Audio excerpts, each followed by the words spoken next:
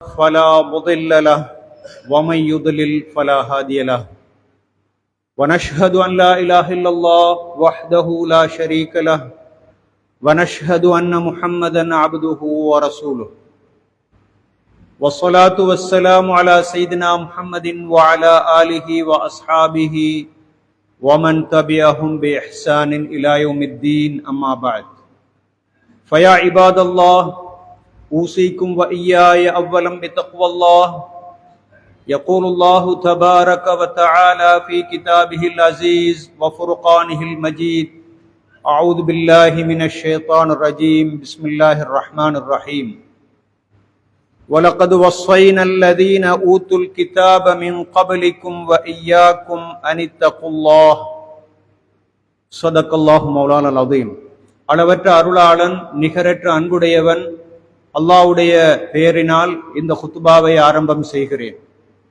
சர்வ வல்லமையும் கொண்டு கோடான கோடி படைப்புகளை படைத்து ரட்சித்து வருகின்ற ரப்புல் ஆலமீன் அல்லாஹு தஆலாவுக்கு எல்லா புகழும் சொந்தமானதாக. அல்ஹம்துலில்லாஹ். ஸலாத்தும் சலாமும் அவருடைய தூதர் எங்களுடைய தலைவர் இறுதி நபி முஹம்மது முஸ்தபா ஸல்லல்லாஹு அலைஹி வஸல்லம் அவர்கள் மீதும் அவர்களுடைய தோழர்கள், குடும்பத்தவர்கள், நல்லடியார்கள் அனைவர் மீதும் உண்டாவதாக. புனிதமான இந்த ரமலானுடைய மாதத்திலே, இந்த வெள்ளிக்கிழமை தினத்திலே, அல்லாஹ்வுடைய மாளிகையிலே இஅ்திகாஃபோடு நியத்தோடு அமர்ந்திருக்கின்ற அல்லாஹ்வுடைய நல்லடியார்களே, அல்லாஹ்வுக்கு சுப்ஹானஹு வ தஆலாவை உள்ளும் புறமும் எல்லா சந்தர்ப்பங்களிலும் எல்லா இடங்களிலும் பயந்து கொள்ளும்படி முதலில் எனக்கும் அப்பால் உங்களுக்கும் நான் வசியத்து செய்து கொள்ள விரும்புகிறேன். அல்லாஹ்வுடைய நல்லடியார்களே, ரமலானுடைய மாதம் மிகவும் விரைவாக எங்களிடத்திலே வந்தது மாத்திரமல்ல, மிகவும் விரைவாக அது எங்களை விட்டும் கடந்து சென்று கொண்டிருக்கிறது. இப்படியான சந்தர்ப்பத்திலே ரமலானுடைய நோன்பு கடமையாக்கப்பட்டதனுடைய பிரதானமான இலக்கு தக்வாவை, அல்லாஹு தாலாவை பற்றிய அந்த அச்சத்தை, பயத்தை உருவாக்குவது என்று குர்ஆன் சொல்லுவதனால் அது எந்த அளவு தூரம் எங்களுடைய உள்ளத்திலே இந்த கடந்து போன ரமலானுடைய நாட்களிலே உருவாகி இருக்கிறது என்பதனை பற்றி சிந்திக்க வேண்டிய ஒரு தேவை இருப்பது போன்றே, அந்த தக்வா என்றால் என்ன, அதற்கு கிடைக்கின்ற வெகுமதிகள் என்ன, அந்த தக்வா ஒரு மனிதனிடத்திலே வந்திருக்கிறது என்பதற்கான அடையாளங்கள் எவை என்பதனை பற்றி சிந்திப்பது கடமையாக இருக்கிறது. அல்லாஹ்வுடைய நல்லடியார்களே, ரமலான் நோன்பு கடமையாக்கப்பட்டிருப்பது லஅல்லக்கும் தத்தகூன், நீங்கள் அல்லாஹு தஆலாவை பயந்து அஞ்சி வாழ வேண்டும் என்ற அந்த குறிக்கோளோடு தான் என்று அல்லாஹு தஆலா தெளிவாக சொல்லி காட்டுகிறான்.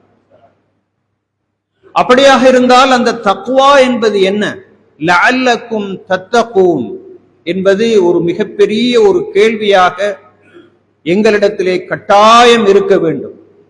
இவ்வளவு கஷ்டப்பட்டு பசித்திருக்கிறோம், தாகித்திருக்கிறோம், உடல் ஆசைகளை அடக்கி வைத்துக் கொண்டிருக்கிறோம், இரவு காலத்திலே நீண்ட நேரம் விழித்து வணங்குகின்றோம், குர்ஆனை ஓதுகின்றோம், இஸ்திக்ஃபார் போன்ற கருமங்களிலே ஈடுபடுகின்றோம். இவை அனைத்தும் எங்களிடத்திலே தக்வாவை உருவாக்க வேண்டும் என்றால் அந்த தக்வா எங்களிடத்திலே வந்திருக்கிறது என்பதற்கு என்ன அடையாளம், அது என்ன வகையிலே வெளிப்படுகிறது என்பதை நாங்கள் தெரிந்து கொள்ள வேண்டும். அல்லாஹ்வுடைய நல்லடியார்களே, தக்வா என்றால் அல்லாஹு தஆலா பற்றிய அச்சம், பயம், பக்தி. அவன் எங்களையெல்லாம் மிகவும் நுணுக்கமாக அவதானித்துக் கொண்டிருக்கிறான். அவனுடைய பார்வை படாத இடமே கிடையாது. எங்களுடைய ஒவ்வொரு எண்ணத்தையும், எங்களுடைய ஒவ்வொரு வார்த்தையையும், எங்களுடைய ஒவ்வொரு செயலையும், நாம் எடுத்து வைக்கின்ற ஒவ்வொரு எட்டையும் அவன் கவனமாக அவதானித்துக் கொண்டிருக்கிறான். அவற்றை பதிவு செய்கின்றான். அவற்றுக்காக நாளை மறுமையிலே ஒன்றில் தண்டனையோ அல்லது வெகுமதியோ தர இருக்கிறான் என்ற அந்த உணர்வுக்குத்தான் நாங்கள் தக்வா என்று சொல்லுகிறோம். அல்லாஹ்வுடைய நல்லடியார்களே, அல்லாஹு தஆலா தன்னை பற்றி குர்ஆனிலே சொல்லுகின்றான், யஅலமு ஹாயினத்தல் அயுன் வமா துஃபிஸ் சுதூர். அல்லாஹு தஆலா பார்வைகளுடைய கள்ளத்தனத்தை அவன் அறிகின்றான். பார்வைகளால் நாங்கள் சில நேரங்களில் மற்றவர்கள் கண்டுவிடக்கூடாது என்பதற்காக கள்ளத்தனமாக மறைத்து கொண்டு சில பார்வைகளை நாங்கள் பார்ப்போம். அவற்றை அல்லாஹு தஆலா அறிகின்றான். கள்ளத்தனமான பார்வைகளை அவன் அறிகின்றான் என்று அல்லாஹு தஆலா குர்ஆனிலே சொல்வது போன்று, வமா துஃபிஸ் சுதூர், உள்ளங்கள் மறைத்து கொண்டிருப்பவற்றையும் அவன் அறிகின்றான். யஅலமு சிர்ர வ அக்ஃபா, ரகசியத்தை மாத்திரமல்ல அதற்கும் அப்பால் மறைந்திருப்பவற்றையும் அவன் அறிகிறான் என்று குர்ஆனிலே அல்லாஹ் சொல்லுகிறான். அந்த உணர்வு, அல்லாஹு தஆலா என்னை நுணுக்கமாக அவதானித்துக் கொண்டிருக்கின்றான் என்ற அந்த உணர்வுதான் தக்வா. அல்லாஹ்வுடைய நல்லடியார்களே, நோன்பை உரிய முறையிலே நாங்கள் பிடித்தால் அந்த உணர்வு எங்களிடத்திலே வரும். பசித்திருக்கிறோம், தாகித்திருக்கிறோம், மிகவும் ருசியான உணவு வைக்கப்பட்டிருக்கிறது, தனிமையில் இருக்கிறோம், தவறு செய்வதற்கான வாய்ப்பு இருக்கிறது, ஆனாலும் நாங்கள் அவற்றிலே ஈடுபடுவதில்லை.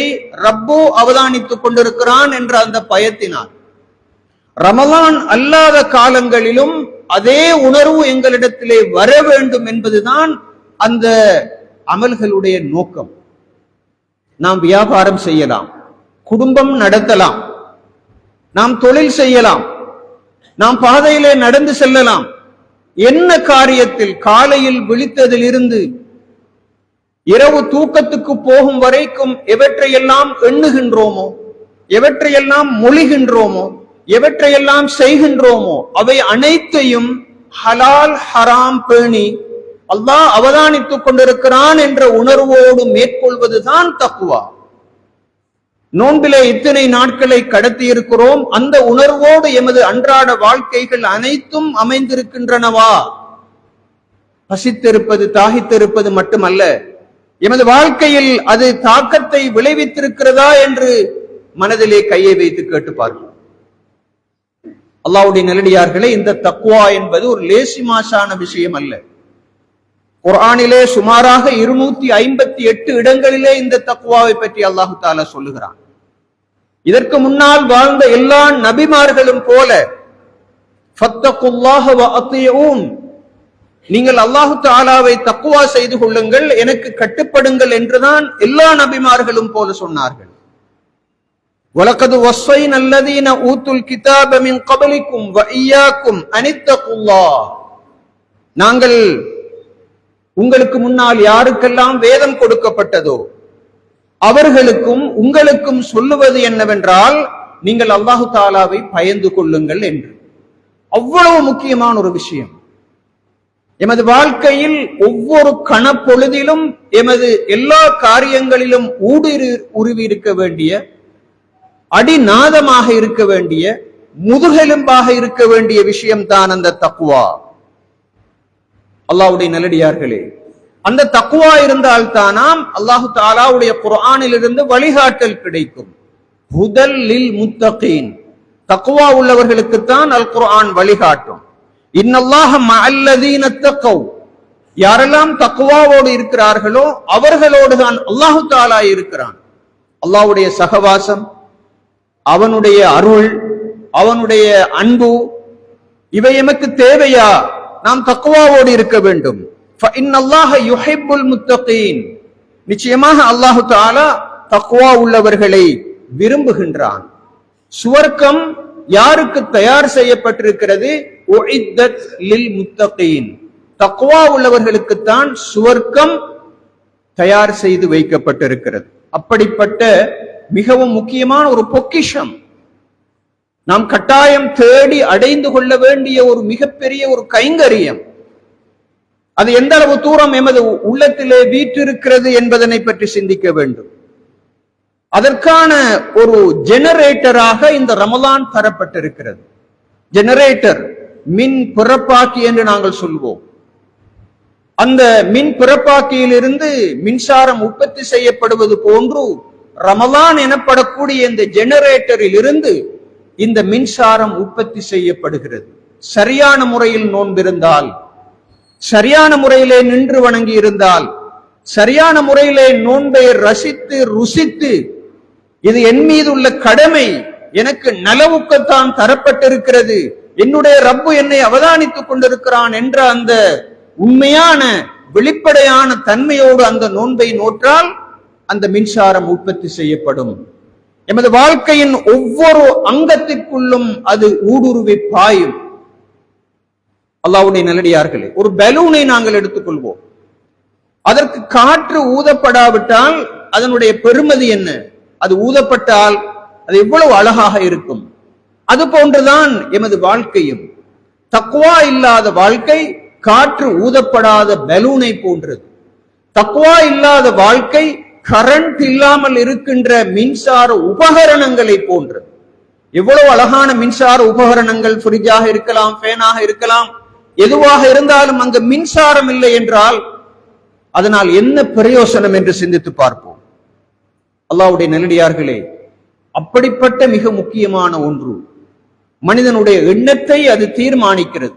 எண்ணத்திலே ஹலால், எண்ணத்திலே ஹராம், வார்த்தையிலே ஹலால், வார்த்தையிலே ஹராம், இவற்றை மனிதன் பேணுவதற்கு உந்து சக்தியாக அவனுக்கு அமைகின்ற அந்த மிகவும் பெருமதியான புனிதமான உணர்வுதான் அந்த தக்வா என்பது. அல்லாஹ்வுடைய நல்லடியார்களே, தொழிலோடு தக்வா சேர வேண்டும், அறிவோடு தக்வா சேர வேண்டும், அரசியலோடு தக்வா சேர வேண்டும். அப்போதுதான் அந்த அரசியலுக்கு, அந்த அறிவுக்கு, அந்த தொழிலுக்கு, அந்த குடும்ப வாழ்க்கைக்கு பெருமதி இருக்கும், அது அழகாக இருக்கும். இல்லாவிட்டால் அது நாற்றம் எடுத்ததாக இருக்கும் என்பதில் எந்த சந்தேகமும் கிடையாது. அல்லாஹ்வுடைய நல்லடியார்களே, எனவே அந்த தக்வாவை உருவாக்குவதற்கு எத்தனையோ ஏற்பாடுகள் இஸ்லாத்திலே இருக்கிறது. நோன்பு பிடிப்பது, திலாவத்துல் குர்ஆனிலே ஈடுபடுவது, சதகா கொடுப்பது, நின்று வணங்குவது, இவற்றின் மூலமாக இந்த தக்வா உற்பத்தி செய்யப்படும். இதுவரைக்கும் எந்த அளவு தூரம் உற்பத்தி செய்யப்பட்டு எமது வாழ்க்கையிலே அது பிரயோகிக்கப்பட்டு கொண்டிருக்கிறது என்று சிந்தித்து பார்ப்போம். அல்லாஹ்வுடைய நல்லடியார்களே, ஒரு மனிதனிடத்திலே தக்வா வந்துவிட்டது என்பதற்கு அடையாளங்கள் காணப்படுகின்றன. அல்லாஹு தஆலா சூரத்துல் பக்ராவிலே 177வது வசனத்திலே பின்வருமாறு சொல்லுகின்றான்: லைஸல் பிர்ர அன் துவல்லு வுஜூஹக்கும் கிபலல் மஷ்ரிகி வல் மக்ரிப். கிழக்கு நோக்கியோ மேற்கு நோக்கியோ உங்களுடைய முகங்களை திருப்புவது அல்ல நன்மை. நன்மை என்பது பின்வரும் அம்சங்களிலே நீங்கள் ஈடுபட வேண்டும். அப்படி ஈடுபட்டால் உலாயிக்க ஹுமுல் முத்தகூன், அவர்கள் தான் தக்வாதாரிகள், அவர்கள் தான் பயபக்தி உள்ளவர்கள். சரி, இப்போது நாங்கள் பார்ப்போம் அல்லாஹு தஆலா தக்வாதாரிகளுக்கு எப்படியான பண்புகள் இருக்கின்றன, இருக்க வேண்டும் என்று சொல்லுகிறான். முதலாவது, அவர்கள் ஈமான் கொள்ள வேண்டிய விஷயங்கள் எல்லாவற்றையும் ஈமான் கொள்வார்கள். இரண்டாவதாக, வஆத்தல் மால அலா ஹுப்பிஹி, செல்வத்தின் மீது அவர்களுக்கு அன்பு இருக்கும், சொத்துக்களின் மீது விருப்பம் இருக்கும். அப்படி இருந்தும் அவர்கள் உறவினர்களுக்கு கொடுப்பார்கள், அனாதைகளுக்கு கொடுப்பார்கள், ஏழைகளுக்கு கொடுப்பார்கள், வழிப்போக்கர்களுக்கு கொடுப்பார்கள், கேட்டு வருபவர்களுக்கு கொடுப்பார்கள், அடிமைகளை அவர்கள் விடுதலை செய்வார்கள். இரண்டாவது பண்பு அவர்களுடைய அது. முதலாவது பண்பு ஈமான். தக்வா வந்துவிட்டால் தவிர்க்க முடியாமல் ஈமான் வெளிச்சமாக இருக்கும், ஆழமாக இருக்கும், ஒளி வீசிக் கொண்டிருக்கும். இரண்டாவது பண்பு, அவர்கள் தயாள சிந்தை கொண்டவர்களாக இருப்பார்கள். அவரிடத்திலே கஞ்சத்தனம் இருக்க மாட்டாது. தக்வாவினுடைய வெளிப்பாடு. நோன்பில் இத்தனை நாட்களை கடத்தி இருக்கிறோம், எத்தனை ரூபாய்களை நாங்கள் ஏழைகளுக்கும் தேவையுடையவர்களுக்கும் கொடுத்தோம் என்பதனை பொறுத்து எமது தக்வா வளர்ந்திருக்கிறதா இல்லையா என்பதை அளவீடு செய்யலாம். சகோதரர்களே, இதுவரைக்கும் கஞ்சத்தனம் காட்டிக் கொண்டிருக்கிறோம், கொடுப்பதற்கு மனசு வரவில்லை என்றால் நிச்சயமாக தக்வா வளரவில்லை. வெறுமனே பசியோடு இருந்திருக்கிறோம், தாகத்தோடு இருந்திருக்கிறோம், வெறுமனே கால் கடுக்க நின்று வணங்கி இருக்கிறோம். தக்வா வந்திருக்கிறது என்பதற்கான அடையாளம், இந்த சொத்துக்கள் எனக்கு சொந்தமானது அல்ல, ரப்புல் ஆலமீனுக்கு சொந்தமானது. அவன் இரவலாக தந்திருக்கிறான். இந்த உலகத்திலிருந்து போகின்ற பொழுது ஒரு வெள்ளை துணியோடு மாத்திரம்தான் நான் போக இருக்கின்றேன். எனக்கு தரப்பட்டிருக்கின்ற இந்த சொத்து செல்வங்களை அவற்றின் மீது எனக்கு விருப்பம் இருந்தாலும் தேவையுடையவர்களுக்கு நான் கொடுக்க வேண்டும், எனக்கு இரவலாக தரப்பட்டிருக்கிறது என்ற அந்த தயாள சிந்தை, பரோபகார சிந்தை, மற்றவர்களுக்கு கொடுக்க வேண்டும் என்ற அந்த உணர்வு வருவதுதான் தக்வா இருப்பதற்கான அடையாளம். இல்லாவிட்டால் இத்தனை நாட்களை ரமலானிலே கடத்தி இருக்கிறோம் என்பதற்கு வெளிப்பாடு எதுவும் இல்லை என்ற முடிவுக்கு வர வேண்டும். அடுத்ததாக தொழுகையை நிலைநிறுத்துவார்கள். மூன்றாவது பண்பு, ஜக்காத்தை கொடுப்பார்கள். வல்மூஃபூன பிஅஹதிஹிம் இதா ஆஹது, அவர்கள் யாருக்காவது உடன்படிக்கை செய்திருந்தால் அந்த உடன்படிக்கைகளை அவர்கள் பேணுவார்கள். எவ்வளவு அருமையான ஒரு கருத்து! நாங்கள் எத்தனை பேருக்கு வாக்குறுதி கொடுக்கிறோம்? வியாபாரத்திலே, கொடுக்கல் வாங்கலிலே, குடும்ப வாழ்க்கையிலே, உறவினர்களுக்கு எத்தனை வகையான உடன்படிக்கைகளை செய்கிறோம். உடன்படிக்கைகளை நாங்கள் மீற விட்டோம் என்றால் நோன்பிருந்ததில் எந்த பிரயோசனமும் கிடையாது, தக்வா வளரவில்லை. அல்லாஹ்வுடைய நல்லடியார்கள், எத்தனை பேரிடத்திலே கடன் எடுத்திருப்போம், எத்தனை பேரிடத்திலே முராபஹா என்று எடுத்திருப்போம், முஷாரகா என்று எடுத்திருப்போம், முலாரபா என்று எடுத்திருப்போம். அவர்களுக்கு நாம் கொடுக்க வேண்டிய லாப நஷ்டங்களை பற்றி உள்ள தெளிவுகளை அவர்களுக்கு சொன்னோமா? அல்லாஹ்வுடைய நல்லடியார்களே, அல்லாஹு தஆலா கடனை பற்றி சொல்லுகின்ற வசனம் தான் அல் குர்ஆனிலே இருக்கின்ற மிக நீளமான வசனம். அந்த வசனத்தை முடிக்கின்ற பொழுது நீங்கள் அல்லாஹு தஆலாவுக்கு தக்வா செய்து கொள்ளுங்கள் என்று அல்லாஹு தஆலா முடிக்கின்றார். கடனை எழுதி கொள்ளுங்கள், அது ஒரு வெறும் வார்த்தையாக மாத்திரம் இருக்கக்கூடாது. தக்வாதாரிகள் கடன் கொடுத்தால் எடுத்தால் அதனை எழுதி கொள்வார்கள். லாப நஷ்டங்கள் தொடர்பான தெளிவான பதிவுகளும் வாக்குறுதிகளும் அவர்களிடத்திலே இருக்கும். ஒரு மனிதன் நோன்பு இருக்கின்றான், ஆனால் அவனுடைய கொடுக்கல் வாங்கலிலே அல்லது நடவடிக்கைகளிலே வாக்குறுதியை மீறுகிறான் என்றால் தக்வா வளரவில்லை என்பது அர்த்தமாக இருக்கிறது.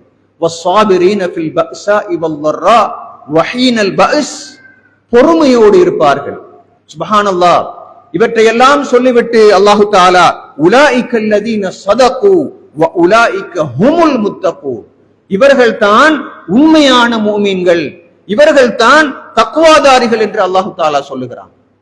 தக்வா வளர்ந்திருக்கிறது என்பதற்கான அடையாளம், தக்வா அவனுடைய உள்ளத்திலே சுரந்து வெளிப்படுகிறது என்பதற்கான அடையாளம், அவன் ஈமான் கொண்டிருப்பான், சொத்து செல்வங்களிலிருந்து தேவை உள்ளவர்களுக்கு கொடுப்பான், தொழுகையை நிலைநிறுத்துவான், ஜக்காத்தை கொடுப்பான், செய்திருக்கின்ற உடன்படிக்கைகளை அவன் கவனமாக பேணுவான், பொறுமையாக இருப்பான். இந்த பண்புகள் எல்லாம் இருக்கின்றவன் தான் தக்வாதாரி. இந்த தக்வாவை உருவாக்குவதுதான் நோன்பினுடைய நோக்கம். அல்லாஹ்வுடைய நல்லடியார்களே, வெறுமனை பசித்திருப்பது தாகித்திருப்பது அல்ல. அந்த நோன்பு செயலாக வெளிவர வேண்டும், அந்த நோன்பு உணர்வாக வெளியே வர வேண்டும், வார்த்தையில் அழகு இருக்க வேண்டும். அல்லாஹ்வுடைய நல்லடியார்களே, குர்ஆனை நாங்கள் எடுத்து பார்ப்போம். தக்வாவை பற்றி சொல்லப்படுகின்ற வசனங்கள், வலில் முத்தல்லகாத்தி மதாஉம் பில் மஅரூஃப் ஹக்கன் அலல் முத்தகீன். தலாக் சொல்லப்பட்ட பெண்களுக்கு மதா கொடுக்க வேண்டும், அவர்களுக்குரிய செலவினங்களை கொடுக்க வேண்டும் என்பது குர்ஆனுடைய ஆணித்தரமான கட்டளை.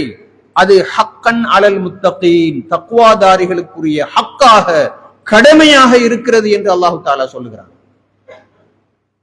ஏதோ சில காரணங்களுக்காக வேண்டி தலாக் இடம்பெறலாம். தலாக்குக்கான அனுமதி நிர்பந்தமான சூழ்நிலையிலே வழங்கப்படுகிறது. ஆனால் தலாக் சொல்லப்பட்ட பெண்ணுக்கான செலவினங்களை உரிய முறையிலே கணித்து கொடுக்காதவன் தக்வாதாரி அல்ல. அவரிடத்திலே அல்லாஹ்வை பற்றி அச்சம் வளரவில்லை என்பது இந்த வசனத்தினுடைய அர்த்தமாக இருக்கிறது. ஹக்கன் அலல் முத்தகீன், தக்வாதாரிகளுடைய கடமையாக இருக்கிறது. எங்கெல்லாம் இந்த தக்வா பிரயோகிக்கப்பட வேண்டும் என்பதற்கான உதாரணமாக இந்த வசனங்கள் இருக்கின்றன. நிசாஉக்கும் ஹர்சுல் லக்கும், உங்களுடைய பெண்கள் உங்களுடைய விளைநிலங்களாக இருக்கிறார்கள் என்று அல்லாஹு தஆலா கணவனுக்கும் மனைவிக்கும் இடையிலான தாம்பத்திய உறவை பற்றி பேசிவிட்டு வத்தகுல்லாஹ அன்னக்கும் முலாகூஹ், நீங்கள் அல்லாஹு தஆலாவை பயந்து கொள்ளுங்கள், நீங்கள் அவனை சந்திக்க இருக்கிறீர்கள் என்று அந்த வசனத்தை அல்லாஹு தஆலா முடிக்கிறான். தாம்பத்திய உறவை பற்றி பேசிவிட்டு அந்த வசனங்களை முடிக்கின்ற சந்தர்ப்பத்தில் தக்வா உள்ளவர்களாக நீங்கள் இருங்கள் என்று ஏன் சொல்லுகிறான் என்றால், அந்த விஷயத்தில் கூட உங்களுக்கு தக்வா இருக்க வேண்டும் என்பதை வலியுறுத்துவதற்காக. வட்டியை பற்றி அல்லாஹு தாலா சொல்லுகிறான், இத்தகு வதரு மா பக்கிய மினர் ரிபா, நீங்கள் அல்லாஹு தாலாவை பயந்து கொள்ளுங்கள், மீகிதமாக உள்ள வட்டியை நீங்கள் தவிர்ந்து கொள்ளுங்கள் என்று அல்லாஹ் சொல்லுகிறான். தக்குவா உள்ளவன், நோன்பு பிடிப்பவன் வட்டியை நினைத்தும் பார்க்க மாட்டான். இன்னும் வட்டி தொழிலிலே சிலர் ஈடுபடுகிறார்கள் என்றால், வட்டி எடுக்கிறார்கள் கொடுக்கிறார்கள் என்றால் அவர்களுடைய தக்குவா இல்லை என்று முடிவுக்கு வர வேண்டும். அவர்கள் நோன்பிருந்ததனால் அவர்களுக்கு தக்குவா வளரவில்லை என்று முடிவுக்கு வர வேண்டும்.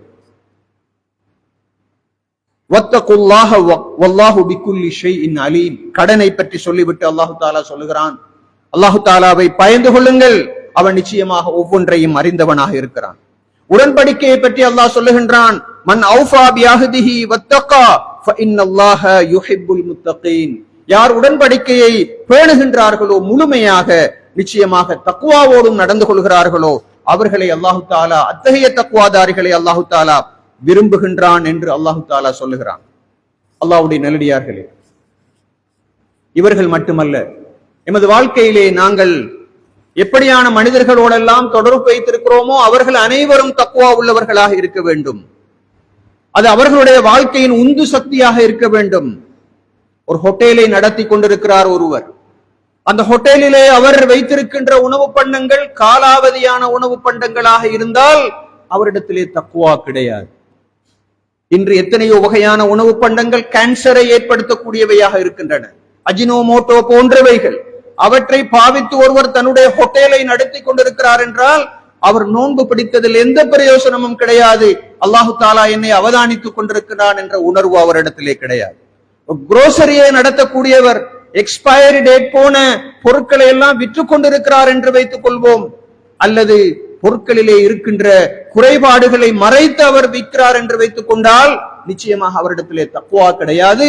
அவர் நோன்பு பிடித்ததனால் எந்த பிரயோசனமும் கிடையாது. இதனுடைய அர்த்தம் அப்படி இருப்பவர்கள் எல்லோரும் தக்வா, அப்படி இருப்பவர்கள் எல்லோரும் கெட்டவர்கள் என்பதல்ல. மிகவும் சிறப்பாக வியாபாரம் செய்யக்கூடிய முன்மாதிரியான சித்தியீன்களோடு சுஹதாக்களோடு எழுப்பப்படக்கூடிய தகுதி நிலையில் இருக்கின்ற பல வியாபாரிகளையும் ஹோட்டல் முதலாளிகளையும் நாங்கள் பார்க்கின்றோம். அவர்களிடத்திலே தக்வா இருப்பதன் வெளிப்பாடு அல்லாஹ் அவதானித்துக் கொண்டிருக்கிறான். நான் சேர்க்கின்ற ஒவ்வொரு சதமும் எனக்கு ஹலாலாக அமையும் என்ற உணர்வோடு இருக்க வேண்டும். ஒரு சட்டத்தரணி அல்லாஹ்வுக்கு பயந்து தன்னுடைய சட்ட அறிவை பிரயோகிக்க வேண்டும். இன்று மக்கள் எத்தனையோ பேர் அநீதிக்கு உள்ளாக்கப்பட்டு வழக்கு வம்புகளிலே சிக்கி சட்டத்தரணிகளை அணுகிக் கொண்டிருக்கிறார்கள். அந்த நேரத்திலே அவர்களை பிழிந்து அவரிடத்திலே இருக்கின்ற பணம் எல்லாவற்றையும் கறந்து கொள்வதுதான் தன்னுடைய நோக்கம் என்ற ஒரு சட்டத்தரணி இருப்பாராக இருந்தால் அவர் ஒரு முஸ்லிம் சட்டத்தரணி அல்ல. அவருக்கும் தக்வா இல்லாத, ஈமான் இல்லாத ஒரு முஸ்லிம் அல்லாத சட்டத்தரணிக்கும் வேறுபாடு கிடையாது. எனவே தக்வா என்பது வாழ்க்கையின் ஒவ்வொரு அங்கத்துக்குள்ளும் ஊடுருவி பாய்ந்து எல்லா தொழில்களையும் ஹலாலான தொழில்களாக மாற்ற வேண்டும். ஒரு வைத்தியரிடத்திலே நோயாளிகள் வருகிறார்கள், அவர் மிகச் சரியாக டயக்னோஸ் பண்ண வேண்டும். அவர்களுடைய உண்மையான விவரங்களை எல்லாம் கேட்டறிந்து மிகச்சரியான மருந்தை கொடுக்காத போது அவர் ஒரு துரோகியாக கருதப்படுவார். அவர் தன்னுடைய ரப்பை ஏமாற்றியவராக கருதப்படுவார். அவர்கள் ரப்பை ஏமாற்ற முடியாது. அல்லாஹு தாலா அவதானித்துக் கொண்டிருக்கிறான். மிகவும் சிறப்பான வைத்தியர்களையும் சட்டத்தரணிகளையும் நாங்கள் பார்க்கின்றோம். அல்லாஹு தாலா அவர்களுக்கு அருள் பாலிக்க வேண்டும். தக்வா அவர்களுக்கு வேலை செய்திருக்கிறது என்பது அர்த்தமாக இருக்கிறது. ஒரு ஆசிரியர் சம்பளம் எடுக்கிறார் என்று வைத்துக் கொண்டால் சம்பளத்தை ஹலாலாக்கும் வகையில் தன்னுடைய மாணவர்களை முழு ஆளுமை படைத்தவர்களாக உருவாக்குவதற்கு அவர் அல்லும் பகலும் பாடுபடவில்லை என்றால் நிச்சயமாக அவர் தக்வா உள்ளவராக கணிக்கப்பட முடியாது. ஒரு பள்ளிவாயிலினுடைய நிர்வாகி தன்னை நம்பித்தான் முழு ஊரும் ஒப்படைக்கப்பட்டிருக்கிறது என்ற அந்த உணர்வோடு வேலை செய்யவில்லை என்றால் அவர் கால் கடுக்க நின்று வணங்கியதில் என்ன பிரயோசனம் இருக்க முடியும்? அல்லாஹு தாலா அவதானித்துக் கொண்டிருக்கிறான். ஒரு அரசியல்வாதியை எடுத்துக்கொண்டால் சேவை மாத்திரம்தான் அவருடைய நோக்கமாக இருக்க வேண்டும். லஞ்சம் ஊழலிலே சம்பந்தப்படுகின்ற பொழுது அங்கு தக்வா இல்லை என்று முடிவுக்கு வர வேண்டும். உங்களிடத்திலே எலக்ட்ரானிக் சாமான்களையும் எலக்ட்ரிக் சாமான்களையும் கொண்டு வந்து பழுது பார்ப்பதற்கு ஒரு மெக்கானிக்கிடம் ஒப்படைக்கின்ற மனிதர்களை நாங்கள் பார்க்கின்றோம். அவர் மிகவும் நுணுக்கமாக அவற்றை பரிசீலித்து மிகவும் நீதி நியாயமாக நடக்க வேண்டும். அவர் சொல்லுவதையெல்லாம் அந்த மக்கள் ஏற்றுக்கொள்கிறார்கள். சில நேரங்களில் அனாவசியமான செலவுகளுக்கெல்லாம் வழிவகுக்கிறார்கள் என்றால் அந்த மெக்கானிக் இடத்திலே தக்வா என்பது கிடையாது என்ற முடிவுக்கு வர வேண்டும். ஒரு 3 வீல் டிரைவர் இருக்கிறார். அவர் தன்னிடத்திலே பிரயாணம் செய்கின்றவர்களை எல்லோரையும் கண்ணியமாக கௌரவமாக நடத்த வேண்டும். நியாயமான ஃபேரை தான் அறவிட வேண்டும். தனக்கு பின்னால் பயணம் செய்து கொண்டிருப்பவர்கள் பல்வேறுபட்ட ரகசியங்களே பேசிக் கொண்டு போகலாம். அவற்றையெல்லாம் சந்திக்கு இழுத்து பேசுபவராக அந்த டிரைவர் இருக்கக்கூடாது. மிகவும் நீதி நியாயமாக அவர் நடந்து கொள்வாராக இருந்தால் அவரும் ஒரு தக்வா உள்ளவராகத்தான் இருக்க முடியும். அல்லாஹ்வுடைய நல்லடியார்களே, இப்படி வாழ்க்கையில் இருக்கின்ற ஒவ்வொரு மனிதர்களையும் நாங்கள் அளவீடு செய்து பார்க்கலாம், எந்த அளவு தூரம் அவர்களுக்கு இந்த தக்வா என்பது பயனளித்திருக்கிறது என்று. அல்லாஹ்வுடைய நல்லடியார்களே, ஒவ்வொரு மனிதனும் யோசிக்க வேண்டும், எனது கடமைகள் என்ன? நான் உரிமைகளுக்காக வேண்டி போராடுவதற்கு முன்னால் என்னுடைய கடமையை நான் செய்து கொண்டிருக்கின்றேனா? மனித சமுதாயத்தின் மீது அன்பும் இரக்கமும் என்னிடத்திலே இருக்கிறதா? நான் நீதி நியாயம் உள்ளவனாக இருக்கின்றேனா? என்னிடத்திலே பணிவும் அடக்கமும் பிறருடைய நலன்கள் தான் முக்கியம் என்ற அந்த உணர்வு இருக்கிறதா என்று நாங்கள் சிந்தித்து பார்க்க வேண்டும். அல்லாஹ்வுடைய நல்லடியார்களே, எனவே ரமலான் இத்தனை நாட்கள் எங்களை விட்டும் கடந்து செல்லு கொண்டிருக்கின்ற இந்த நேரத்தில் ஒவ்வொருவரும் சிந்தித்து பார்ப்போம். நான் ஒரு கணவனாக, நான் ஒரு தொழில் அதிபராக, நான் ஒரு ஹோட்டல் வைத்திருப்பவராக, நான் ஒரு வைத்தியராக, நான் ஒரு வழக்கறிஞராக, நான் ஒரு மாணவனாக, நான் இப்படி ஒவ்வொருவரும் ஒவ்வொரு வகையான வகிபாகங்களை நாங்கள் வைத்துக் கொண்டிருக்கிறோம்.